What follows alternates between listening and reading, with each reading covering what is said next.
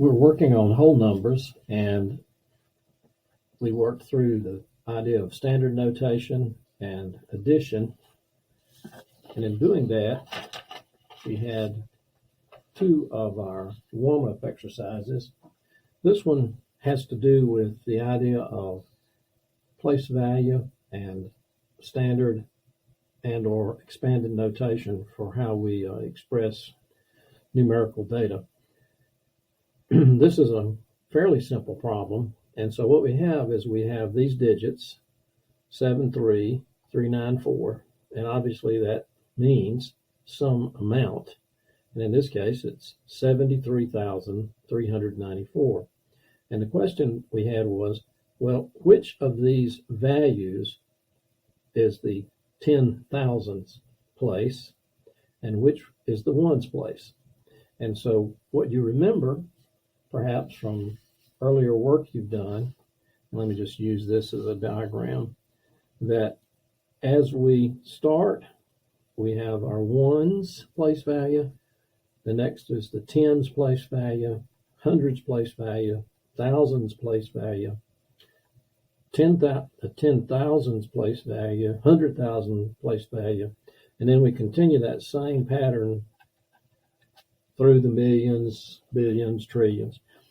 And the idea is that even if you have the same digit, in this case I have 5, in this position, this value is 5 ones.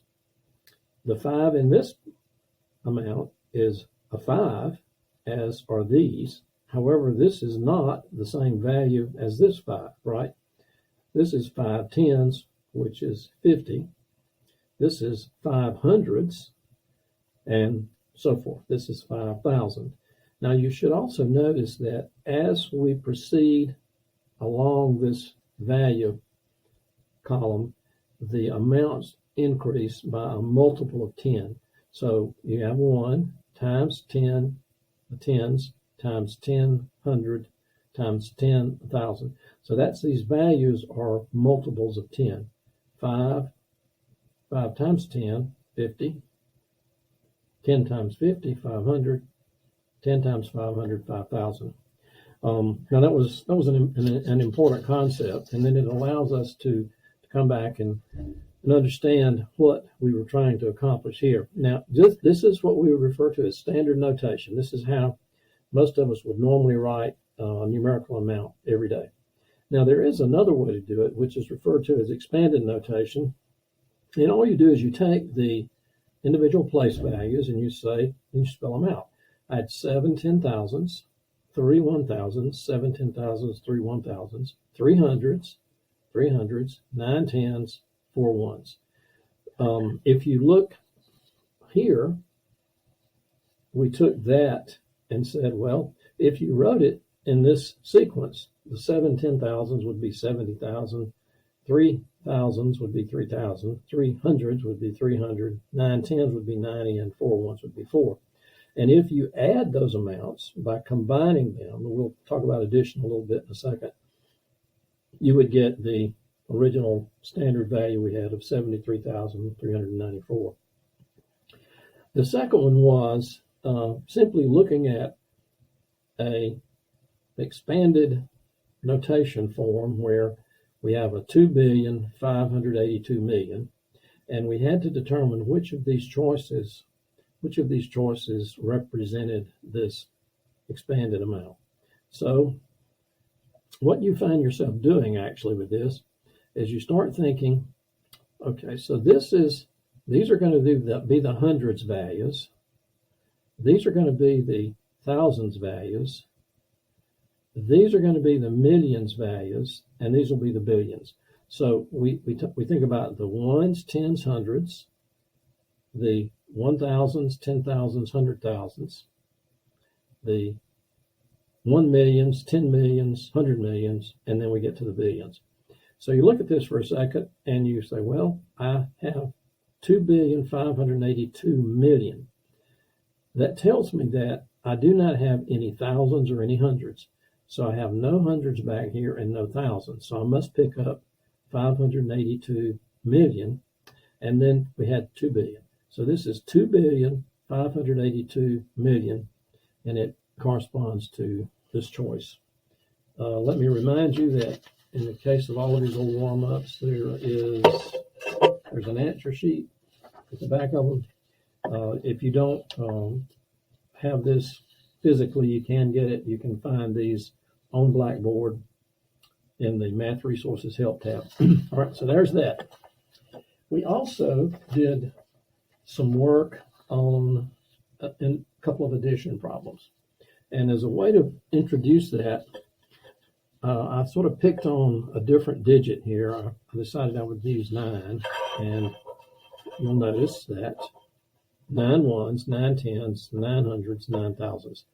And then what I wanted to do is I wanted to add these amounts together.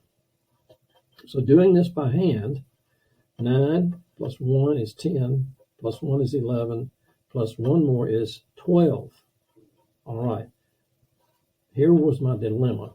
In this place value, as a matter of fact, each individual place value, the largest amount value-wise I can have is a 9.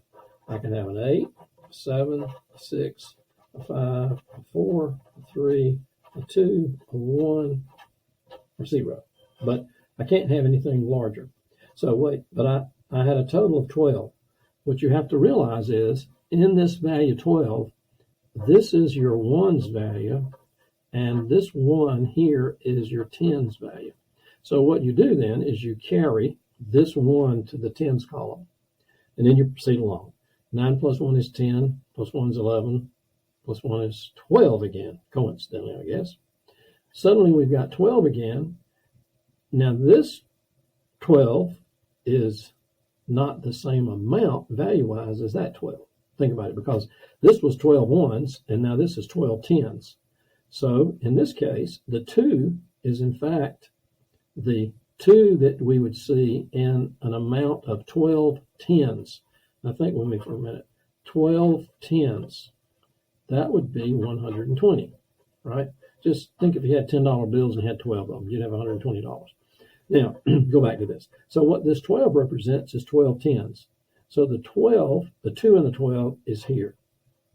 It's the tens value. So it stays, and this 1 is 100, and it goes over to the hundredth column. Same logic. 1 plus 9 is 10, plus 1 is 11. All right, so now in this case, we got an 11. Again, think, what is this? This is the hundreds column. So this is 11 hundreds. It's 11 hundreds. How much is 11 hundreds? 1,100, 11 hundreds. So the 1 is the 100 value here.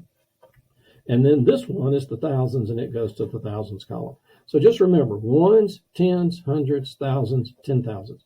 So as you went through this addition process, you saw that in order to conform to this requirement, I had to carry, or regroup is another way to say this, amounts from column to column. And so I wound up getting an answer there of 10,122. Now, again, what did we do? We just combined these using normal addition. 9 plus 1 is 10, plus 1 is 11, plus 1 is 12.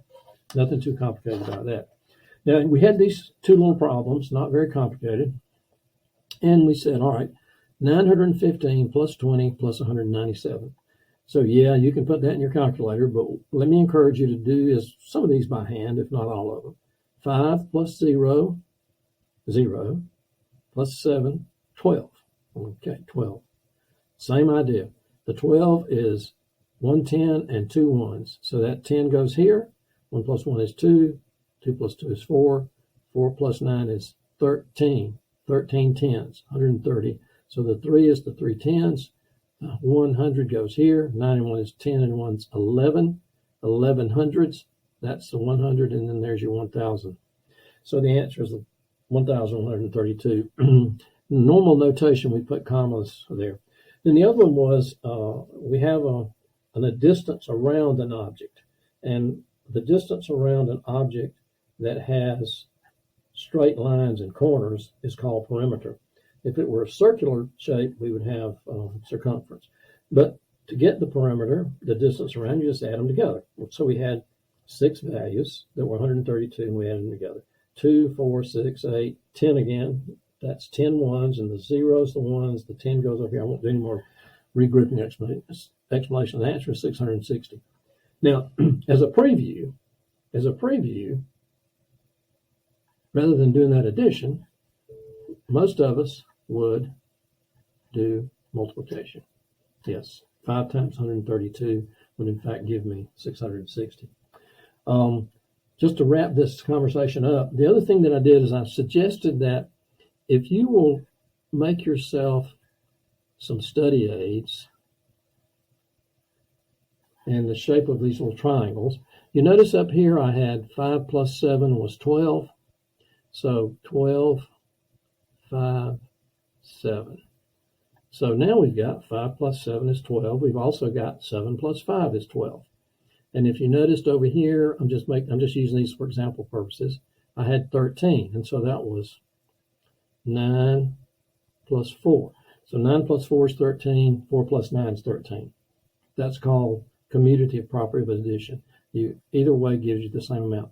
Now, to package in a little subtraction, if you'll put a minus sign here, not only do you have 5 plus 7 is 12, you now have, look at this, 12 take away 5 is 7. 12 take away 7 is 5. 12 minus 7 is 5. Same idea over here. Put a little minus sign, a little minus sign. 13 minus 4 is 9. 13 minus 9 is 4. So what you've done in this one shape here is you've picked up 4 addition and subtraction facts. Most of us have trouble with a few of these. And if you'll think in your own experience with doing addition, you'll realize, you know what, I 8 and 7. What is 8 and 7? You know, something like 6 plus 1, most of us can get. So use whatever you can to develop your mental math skills.